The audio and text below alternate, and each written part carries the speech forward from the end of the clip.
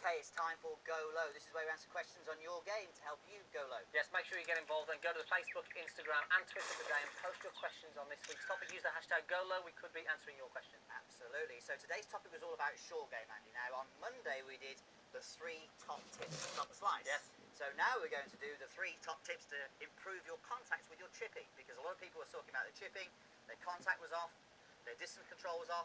Well, actually, the two very much go hand in hand. If you get good contact, then your distance control will improve, as also will your accuracy. So we thought we'd go with 3 tips to cover up 3 horrible sins on chipping, yeah? 3 of the best ones. 3 of the best ones, 3 of the best ones. Right then, Andy, do you want to go through the first one? First one, okay. We call this up, down and in, but let's explain what people do, I suppose, wrong, Piers, to start with. So first of all, we need our target line in, as you can see there. Now, what we see a lot of people do, Piers, with short game is that they've got their swing is too shallow, especially with this one here. So what we see a lot of people do, they'll swing the club a little bit too much in and low on the way back. They'll swing back to the golf ball, but as they swing through, the club tends to try and get the club going towards the target or down the target line, or trying to swing it straight. These are all the things that we hear. So they're trying to swing the club in a straight line, and this often gets the club to bottom out too early. People get the grass first, or they even thin it across the back of the green. And this really is a destructive shot, because you've got a very straightforward shot here, and people are struggling to get it close. And that's okay with a driver maybe to swing like that, but as you said, when you're hitting a softer shot, less club head speed, ball on the ground, in this case in the rough as well, it's definitely going to be a problem. So the swing in itself is too shallow, effectively, and obviously pointing the club at target, no good. What do we want to see then? Okay, so what we're going to do is we're going to move the target just outside the golf ball there, and we call this up, down and in. So we're going to imagine the target line now is a wall in front of the club head, and what we're going to feel is on the way back, as opposed to being in, we're going to feel the club travel up the wall on the way back, down the wall on the way through. This is going to allow a good solid strike down on the ball, and then on the way through, here's the key thing, the club moves in from the target line. So it's going to be up, down and in, and this really does help you get that solid strike on the golf ball. Have a go at that for me. Okay, so up, down and in. Beautiful strike. Could it go in? No, a little short, but nice shots.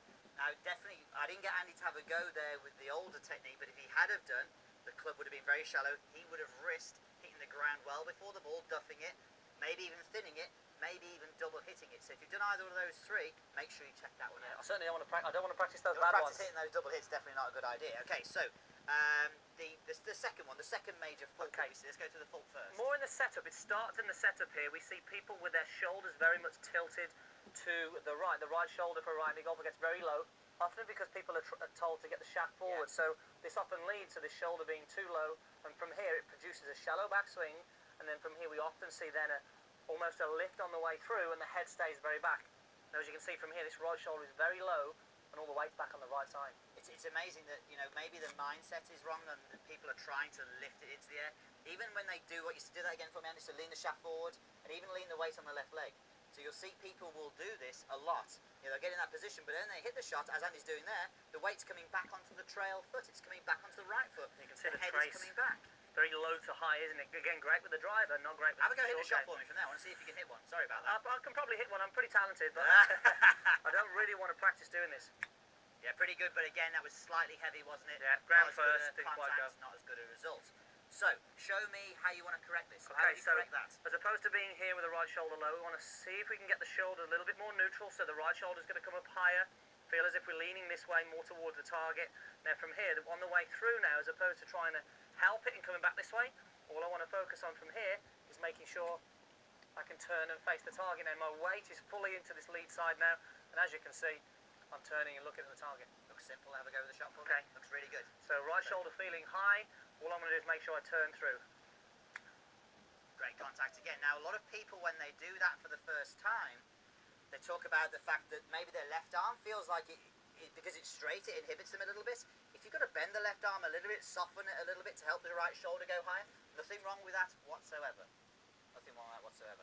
Okay, Andy, what's the next one? What's going on with the wrists? The next one is, it's a breakdown really of the structure of the setup. So we see from here, when we get too active with the wrists, the club is working too independent of the body and the arms. Not great for consistently hitting the golf ball, but not great for consistently judging distance as well. Again, a lot of people will do this when they think that if they start turning their body, they'll create more power, number one. Number two, they may just do it because, again, they're trying to lift the golf ball into the air. Don't do that. You don't need to do that. The club will do that for you, definitely.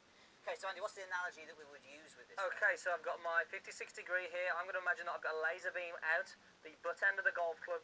Now this is going to help it keep more structured as I swing back and through. The laser beam is going to stay pointing at the belly button as I swing back and as I swing through, and all the way through the swing it's going to be pointing there. As you can see, if I sort of let the wrist take over, this laser beam is sort of going all over the place like a disco. It's interesting. So do that one more time for me, or do it a few more times. If we just look at this, because his body turns less on the way back, the club is more. So the good one, sorry. Oh, the good one. The good one. So you can see as he's doing this, just hold there. So the club head is outside, so he is going up the wall, which is good. He's also got the laser beam into his body. Look how much his body's turned. Now as he swings through, his body's going to turn a lot more. So go through for me. And now you can see the body's turned more and the club has gone in. So he's done the up, down and in, and he's kept the laser going, and he had the right shoulder up in the air. So maybe those three do turn into one as well. They do, yeah, and it's just finding something that works for you. Yes. One of these, you might find one of these drills work for you. You know what, practice all three and find out which one works best. So I'm going to challenge you again. Just hit me a bad one.